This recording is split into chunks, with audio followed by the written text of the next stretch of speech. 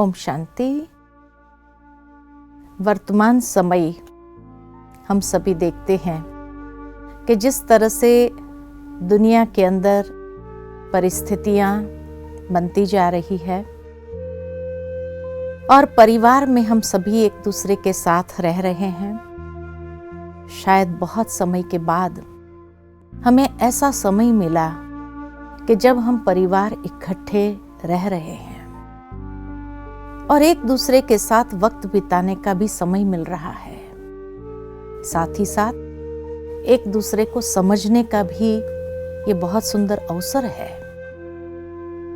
परंतु जैसे जैसे हम एक दूसरे के करीब आते जाते हैं, पहले तो काम पर चले जाते थे, कुछ घंटे ही हम साथ बिताते थे, आते थे, सो जाते थे, खाना खाया बस, और दिन समाप्त हुआ, दूसरा दिन शुरू हुआ, अपने दिनचर्या आरंभ की और कार्य क्षेत्र पर चले गए।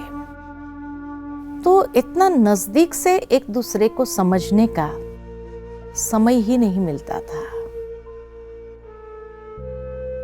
परंतु अब जबकि कई दिनों से हम एक दूसरे के समीप है, साथ है, ऐसे समय पर परिवारों के अंदर एक दूसरे के साथ स्वभाव संस्कार में भी कुछ टकराव भी हो रहे हैं, कुछ गलतफहमियां भी बढ़ रही है, और इन सबको देखते हुए कई प्रकार के मनमुटाव आ जाते हैं। और ये गैर समझ जैसे जैसे बढ़ती जाती है तो रिश्तों के अंदर भी कहीं न कहीं कुछ खटास सी भी आने लगी है। तो ऐसे समय पर आवश्यकता है कि हम अपने जीवन के ये अनमोल समय, जो शायद दोबारा नहीं आएगा, हर एक के अंदर कुछ न कुछ विशेषताएं हैं, हर एक के अंदर कमी कमजोरी भी है। This is part and parcel of normal life कि कोई भी इंसान संपूर्ण नहीं है, और इसीलिए जहां कमी कमजोरी है, विशेषताएं भी है, लेकिन अक्सर आज की दुनिया में लोगों की नजर कमजोरी पर अधिक जा रही है, और जैसे ही कमजोरी पर जाते हैं तो फिर उस कमजोरी के कारण कहीं न कहीं कुछ बात को लेकर के डिस्टर्ब भी हो जाते हैं। लेकिन जैसे कहा कि ये वक्त दोबारा नहीं आएगा, इसीलिए इन वक्त को यादगार बना दे। और यादगार तो तभी बनेगी जब एक दूसरे की विशेषताओं को देखेंगे, अच्छाइयों को देखेंगे। अच्छाइयों को देखने से कमी कमजोरी साइड हो जाती है, और तब जाकर के परिवार के अंदर व्यवहार कुशलता सहज स्वाभाविक रीति से हम डेवलप कर सकते हैं। श्रीमद् भगवत गीता के अंदर भगवान ने जब अर्जुन को योग सिखाया तो योग माना क्या? योग माना ही कर्म कुशल, व्यवहार कुशल।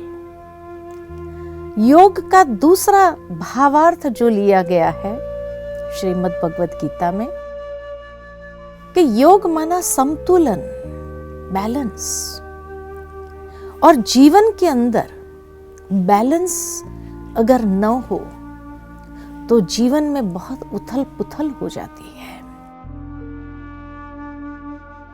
व्यवहार कुशलता हमारी समाप्त हो जाती है, कर्म कुशलता व्यक्ति की समाप्त होने लगती है, बुद्धि का कौशल समाप्त होने लगता है, और इसीलिए व्यक्ति के जीवन में फिर चिड़चिड़ापन, गुस्सा, अनेक प्रकार का फ्रस्ट्रेशन बाहर निकलता है।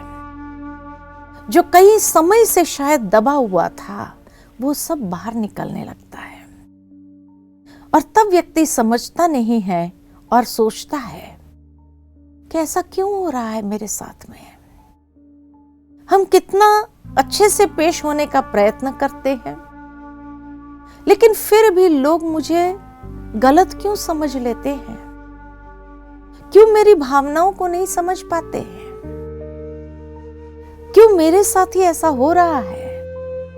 ऐसे अनेक प्रकार के प्रश्न मन के अंदर उभरने लगते हैं और ये जीवन का जो बैलेंस बहुत आवश्यक है, ये बिगड़ने लगता है। तब हर एक मुड़ता है कि मेडिटेशन करना चाहिए, योग करना चाहिए, और इसीलिए कई लोग योगा क्लासेस भी ज्वाइन कर लेते हैं कि हठ योग, प्राणायाम, जिस भी तरीके से हम अपने माइंड को कंसंट्रेट कर सके, बैलेंस में अपने आप को रख सके, तो उस विधि को हमें अपनाना है। लेकिन श्रीमद् भगवत गीता के अंदर 6 अध्याय में जब भगवान ने कहा, हे अर्जुन ध्यान योग कर,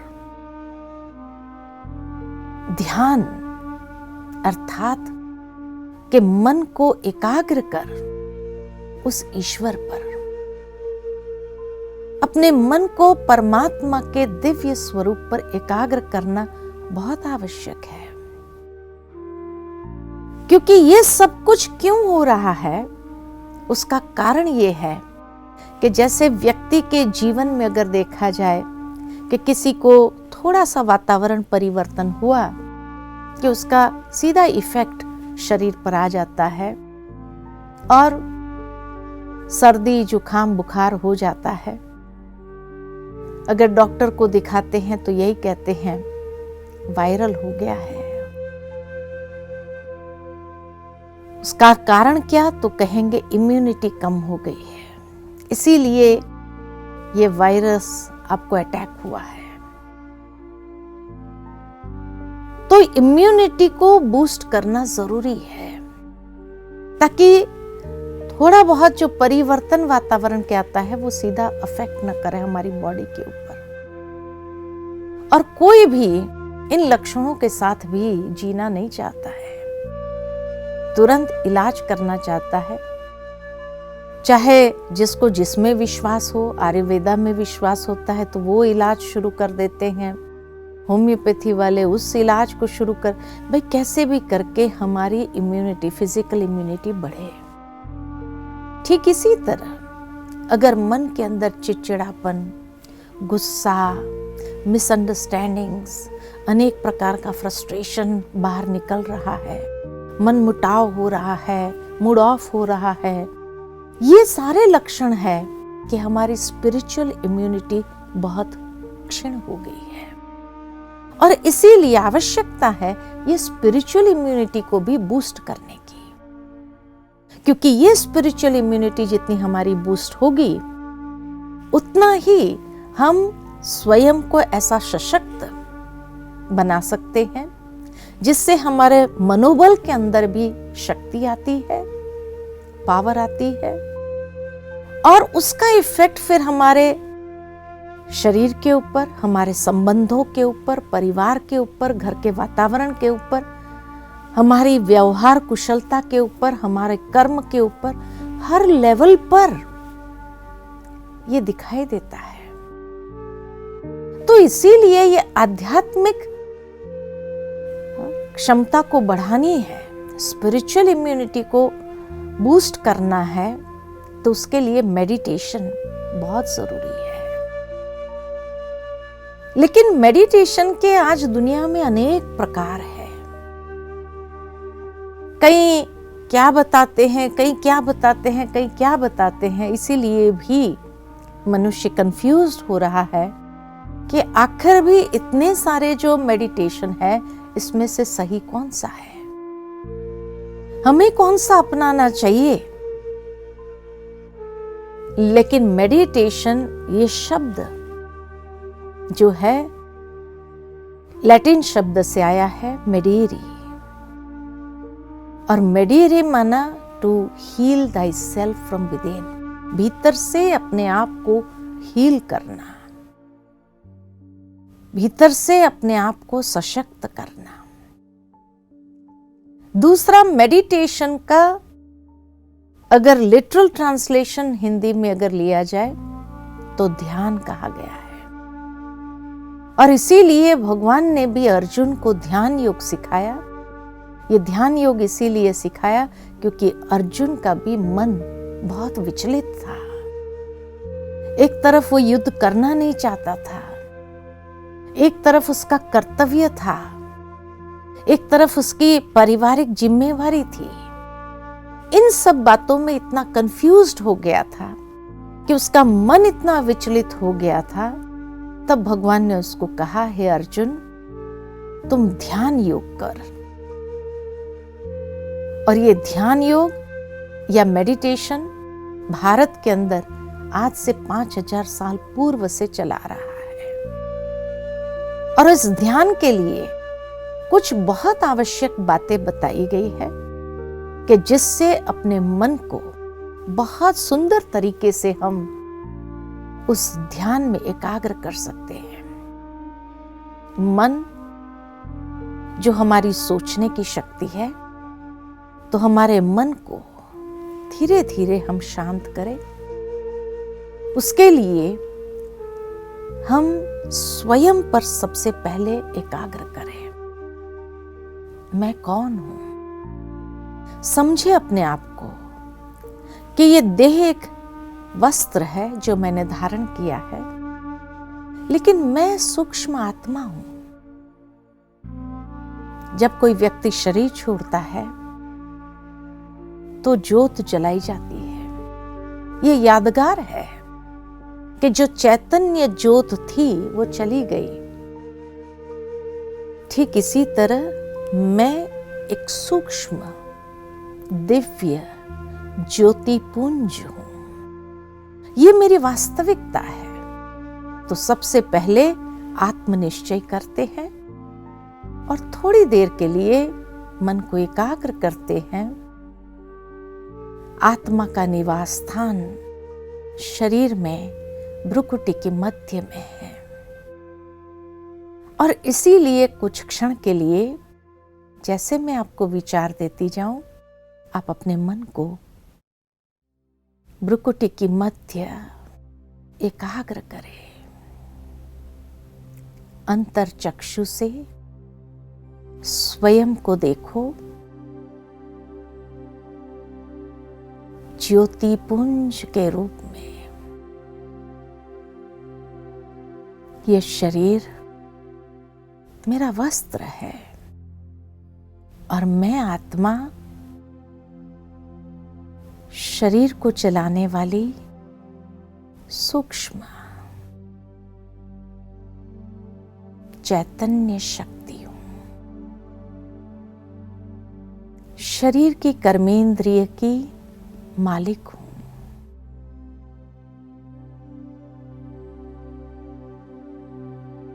धीरे धीरे स्वयं को अधिकार में ले आए। कर्मेंद्रिय पर मेरा अधिकार है।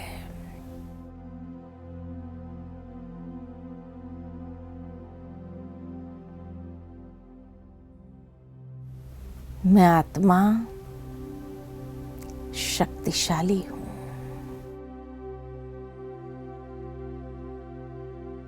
सतचित आनंद स्वरूप हूं।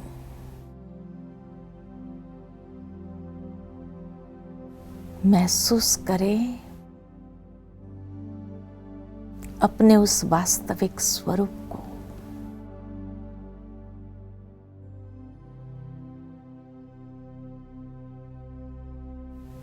धीरे धीरे मन की गति को शांत करते हैं।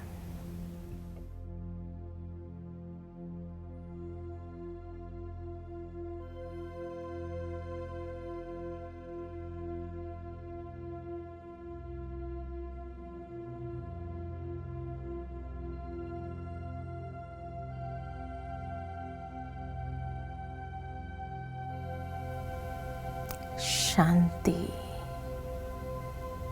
मेरी वास्तविकता है।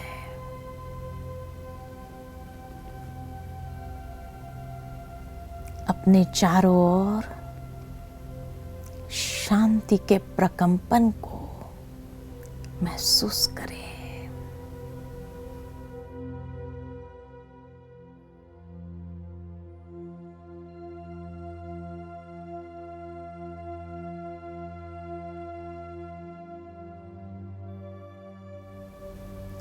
ओम